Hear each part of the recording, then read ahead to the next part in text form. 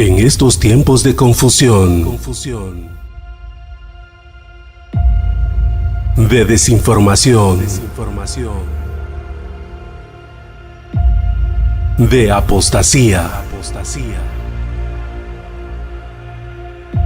y de malas interpretaciones de la palabra de Dios, es necesaria la verdadera revelación del Espíritu Santo, junto con el estudio teológico, hermenéutico y con la etimología de las palabras bíblicas. Por esa razón, deseamos invitarte a que te quedes con nosotros para estudiar juntos diversos temas importantes para este tiempo final en Escudriñando las Escrituras, con los pastores Mario y Luz Rivera y otros ministros invitados que nos guiarán a través de la sana doctrina escrita en la palabra de Dios. Esto es Escudriñando las Escrituras.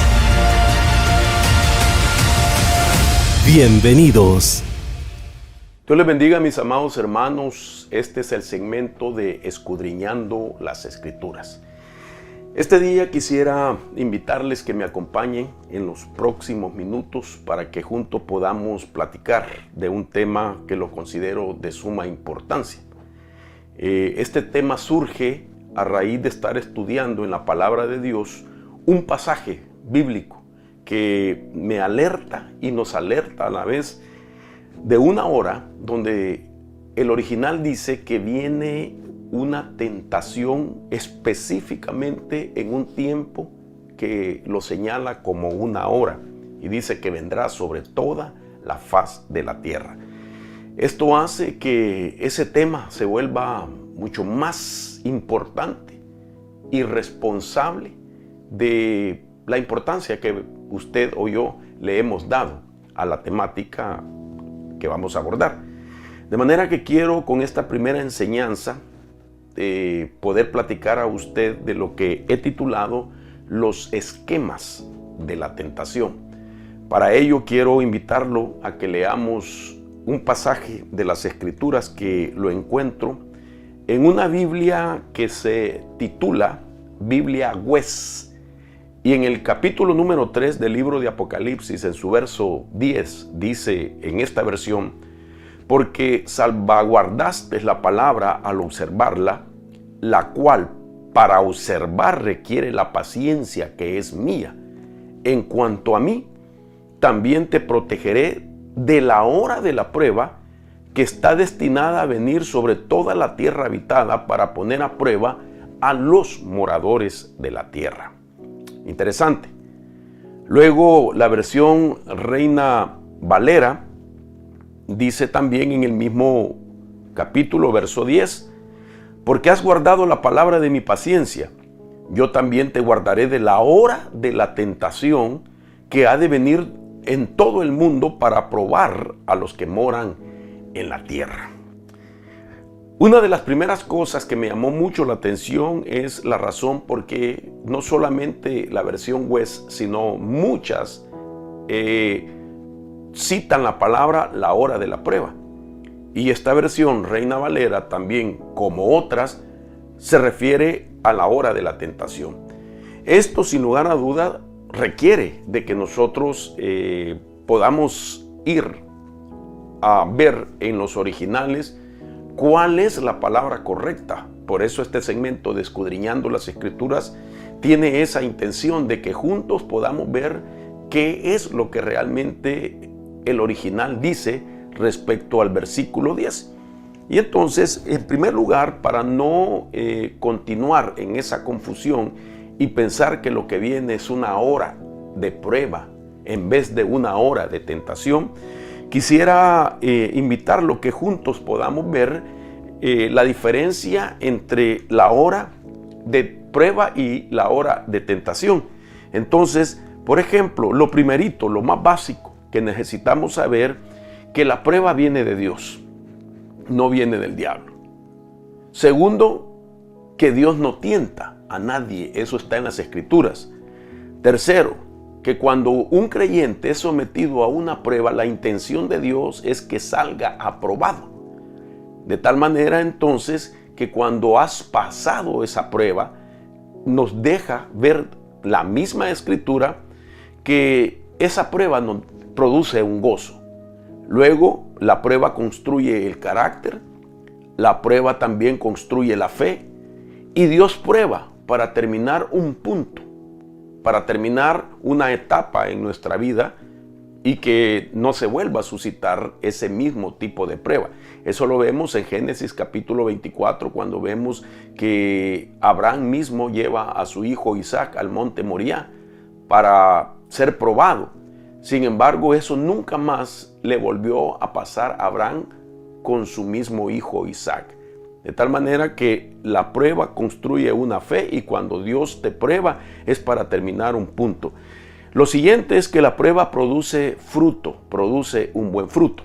Ahora, esto es lo que hace Dios. Esto es el significado de la prueba.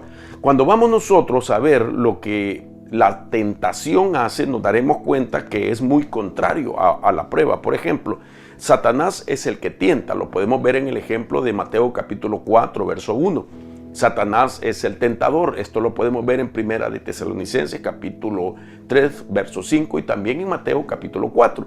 La tentación es destrucción, según Juan capítulo 10, verso 10. La tentación deja sin gozo a la persona que lo sufre y que cae en la estrategia de esa tentación. Y la tentación puede afectar el carácter del creyente, puede afectar la fe también del creyente, y Satanás tienta para continuar. No solamente la tentación llega una sola vez al creyente, sino que Satanás espera una mejor ocasión y continúa la tentación. Y por último, la tentación produce un mal fruto. Entonces, al ver nosotros de manera paralela lo que es la prueba y lo que es la tentación, nos daremos cuenta de que no es muy veraz aquellas versiones que utilizan la palabra prueba en vez de tentación. Ahora, para ello tendríamos que ir también a ver la diferencia de esas palabras en el idioma griego. Y entonces esto me lleva a mí a ver la gran marcada diferencia en la forma como no solamente se pronuncia, sino también en la forma en la que se escribe ambas palabras. Por ejemplo, la palabra prueba, usted puede buscarla siguiendo el numeral 1383, y la palabra se escribe muy diferente y se pronuncia diferente. Entonces podemos leer que la palabra prueba se dice en griego dokimión, y la palabra tentación con su numeral 3986, notemos que se dice y se escribe totalmente diferente, y es peirasmos. De manera que una tentación no es lo mismo que una prueba. Y ahora podemos ver, por ejemplo, que una tentación que es traída por Satanás es un experimento que él está haciendo, donde él pone a prueba en la presión de la tentación nuestra fortaleza o nuestra debilidad, de tal manera que la tentación por eso toma el matiz de que es un intento, ya sea ocasionado por las circunstancias externas, porque aprovecha las circunstancias, pero también dice la palabra peiraismo que la palabra tentación lo que conlleva es que viene a establecer como un estado mental en la persona por la que somos tentados a pecar, de tal manera que es un engaño sutilmente planteado para que la persona pueda caer bajo la sutileza de esa tentación. Ahora, según el pasaje que estábamos leyendo, nos damos cuenta entonces de que es una hora de tentación que la Escritura misma dice que vendrá sobre todo el mundo, pero me llama la atención con una forma de operación muy única, por tratarse de ser una serie de tentaciones para el tiempo final. Y este es un mensaje profético, el que nosotros podemos ver en Apocalipsis capítulo 3, verso 10, que nos advierte de esa clase de tentación que no se da antes o que no se sabía antes respecto a eso. De tal manera que he titulado, por esa razón, los esquemas de la tentación. Ahora, entre las cosas que podemos resaltar en la importancia que tiene esta temática, es notar las veces que en la Escritura encontramos ya sea alertas o consuelo o información o conocimiento respecto a ello. Por ejemplo, lo que me quiero referir al respecto es cuántas veces en las Escrituras aparece algo que toca con relación a la tentación. Hebreos capítulo 2, verso 18 dice: pues por cuanto Él mismo, es decir, nuestro Señor Jesús, fue tentado en el sufrimiento, es poderoso para socorrer a los que son tentados. Note usted qué interesante.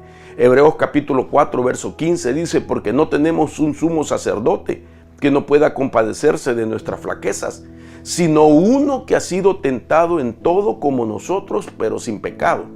Mateo 6:13 dice: y no nos metas en tentación, mas líbranos del mal, porque tuyo es el reino y el poder y la gloria para siempre jamás. Amén.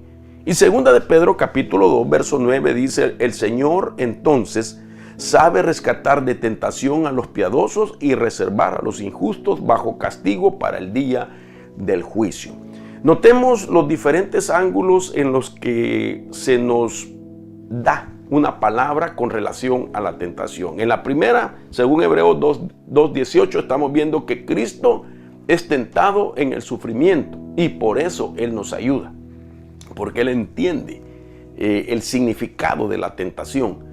Como sumo sacerdote, también el siguiente verso se compadece de nuestra debilidad en la tentación, porque hay un desgaste físico, además de espiritual.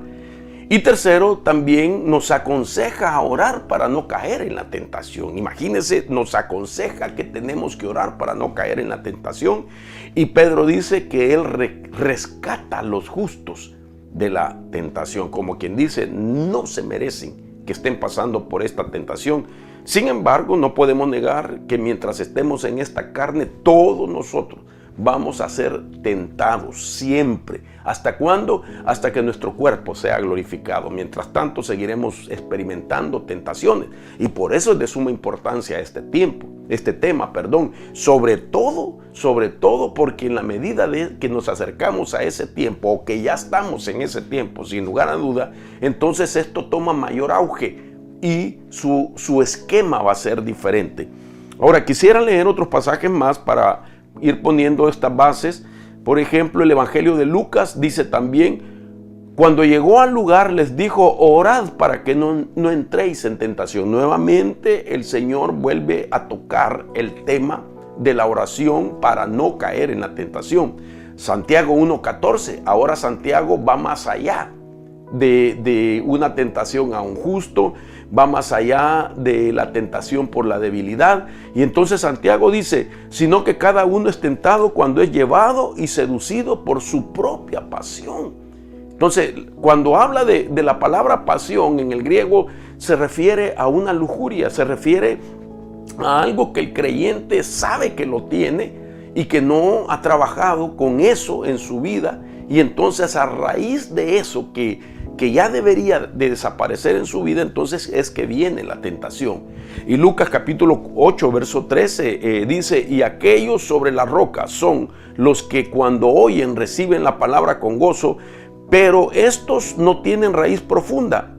Creen por algún tiempo y en el momento de la tentación sucumben. Entonces aquí podemos ver, no puse este pasaje por acá, pero aquí podemos ver por lo menos que el Señor vuelve a tocar el tema de la oración con relación a la tentación. Santiago entonces habla de pasiones y Lucas nos habla de aquellas personas que son superficiales y que no tienen raíz profunda, y por eso cuando la tentación viene fácilmente son sacudidos.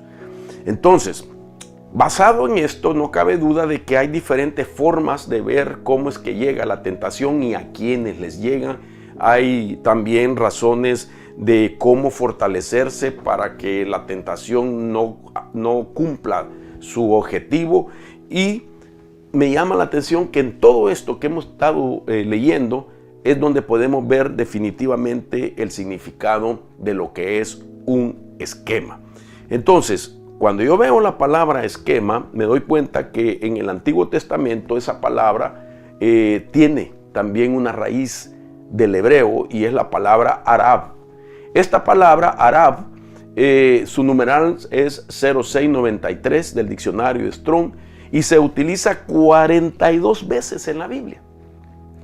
Y su significado estratégico, que es lo que la tentación produce, es como una emboscada que sufre. De sorpresa llegó y de sorpresa se presentó un peligro, y entonces, como en un campo de batalla donde se va avanzando y de repente el enemigo lanza una emboscada, de manera que Arab es un esquema para hacernos caer en una emboscada. El diccionario también El Mundo nos da un concepto respecto a lo que es la tentación, y entonces dice que es un estímulo que induce a obrar mal. Oiga, qué interesante, que la tentación es un estímulo que induce a obrar mal, es un impulso repentino que excita a hacer una cosa obviamente negativa. Entonces, la tentación ciertamente es la antesala al pecado, donde el enemigo intenta manipular la mente de la persona haciéndolo caer en su trampa. Por eso yo creo con todo el corazón que nosotros no nos podemos confiar de algunas ideas que escuchamos, y muchas veces desde un púlpito, decir que no se preocupe, que la tentación no es pecado. Lo peligroso es el pecado. Ciertamente el pecado es pecado, pero no podemos subestimar la estrategia que tiene una tentación. Porque para que resulte ese pecado, el enemigo está utilizando la herramienta que hace caer en el pecado. Entonces la tentación sí tenemos que prestarle atención para que de esa manera nosotros no lleguemos hasta el pecado, sino que todo proyecto pueda ser descubierto anticipadamente para no ir uno u otro cediendo parte de su vida, de su integridad, de su perseverancia, y que lo haga caer en las redes del pecado. Entonces, es aquí donde se pone interesante el tema. Y para eso quisiera explicarle en qué consiste la palabra esquemas de la tentación. Eso significa que a unos les va a llegar por algunas cosas, por algún tipo de debilidad, o bien por causa del propósito que hay en su vida de parte de Dios. Pero la tentación son esquemas que va a llegar por varias razones. Y entonces me encuentro con 7 esquemas que obviamente no los vamos a terminar en este primer segmento, pero vamos a tener la oportunidad de seguir meditando en ellos. Estos esquemas los podemos ver desde el primero, que es considerada, digamos, de esta manera: una tentación que llega en la base de lo que es posible que tú hagas. Porque existe una gran posibilidad en tu vida o en mi vida, es que el enemigo presenta una tentación. Y esto lo estoy tomando de la persona de nuestro Señor Jesucristo. Quiero decir que las primeras 3 esquemas de la tentación están basados en nuestro Señor Jesucristo. Por ejemplo, la tentación, repito, de lo que es posible que tú hagas. Hay una gran posibilidad de que esa tentación, cuando llega, es oprimirte, forzarte a que hagas algo que tú puedes hacer, que está en tu capacidad hacerlo. Así se le presentó a nuestro Señor Jesús. Y de esto no quiero adelantarme porque va a ser un segmento especial donde vamos a ir explicando uno por uno. La segunda tentación es por demostrar quién eres tú, por demostrar quién soy. Entonces viene el enemigo, pone una tentación donde yo no me dé cuenta que estoy bajo esa presión, no me doy cuenta que lo que voy a hacer para demostrar quién soy es algo que me va a llevar a pecar. Así como la primera, que el enemigo va a tratar de llevarme a hacer algo que yo tengo la posibilidad de hacerlo. Y entonces me va a presionar, me va a tentar, me va a retar a ver si yo puedo hacer lo que sé hacer. Y el segundo es que yo demuestre quién soy. Voy a demostrarte quién soy, y pum, caer en la tentación. La tercera es la tentación de la seguridad de protección. Es decir, pensar de que no te va a pasar nada, pensar de que Dios te va a guardar, sin importar en qué trampa estoy cayendo, sin importar que aquello que me están tentando a hacer no es de agrado para Dios, pero como tengo promesas de que Dios me va a proteger a pesar de, entonces esa es la tentación. Una tentación en la base de una seguridad de la protección que se me ha prometido. Y asimismo la tentación de la opción, opciones en la vida, la tentación por causa de la promesa, la tentación por causa de mi potencial y la tentación por causa de la perversión. Entonces ya la última es obviamente por causa de la perversión, lo que Santiago dice, lujuria o pasión. Ahora, basado en esto, quiero pasar al siguiente punto. Y es poder ver lo que el apóstol Pablo dice. Ya el tiempo se me terminó. Vamos a tomarnos 5 minutitos más para leer un pasaje de 1 Corintios capítulo 10, verso 13. Recuerde que estos son mini videos, segmentos, escudriñando las escrituras. Mañana tendremos la continuación, pero solo permítame leer 1 Corintios capítulo 10, verso 13 en Biblia Jerusalén, edición número 2 o segunda edición. Mire qué interesante cómo dice: no habéis sufrido tentación superior a la medida humana, y fiel es Dios que no permitirá seáis tentados sobre vuestras fuerzas. Antes bien, con la tentación os dará modo de poderla resistir con éxito. Interesante lo que está diciendo esta versión. Dice que las tentaciones no son de carácter, que las tentaciones son de carácter humano. Repito, no habéis sufrido tentación superior a la medida humana. Entonces está diciendo que las tentaciones son de carácter humano. ¿Qué quiere decir con eso? Bueno, lo que está diciendo es de que tiene que ver propiamente con factores, oiga esto, humanos y no factores sobrenaturales, sino que factores humanos. La tentación nos va a llegar en la base de nuestra humanidad. Eso es lo que está diciendo. De tal manera entonces que podemos decir con esto de que Dios no os dejará ser tentados más allá de lo que podéis resistir. ¿Qué es lo que está diciendo? Que el enemigo no le va a permitir Dios no le va a permitir que use poderes sobrenaturales para llevarte a la tentación, sino que Pablo está diciendo en este pasaje, 1 Corintios capítulo 10, 13, que las tentaciones que sufrimos nosotros vienen en la base de nuestra humanidad. Y aunque quien la trae es un ente sobrenatural, es un espíritu, es una entidad del reino espiritual de las tinieblas, aunque él tiene poderes, Dios no le va a permitir que seas tentado, sino en la base de nuestra humanidad. Quiero leer el mismo pasaje en otra versión y dice: no os ha sobrevenido tentación que no fuera humana, y fiel es Dios que no permitirá que seáis tentados sobre vuestras fuerzas, antes dispondrá con la tentación el éxito, dándonos el poder de resistirla. Ahora, pongo con letras blancas y en fondo negro esta pregunta: ¿a qué se refiere que la tentación es humana y no sobrenatural? Esta es la importancia de escudriñar las escrituras.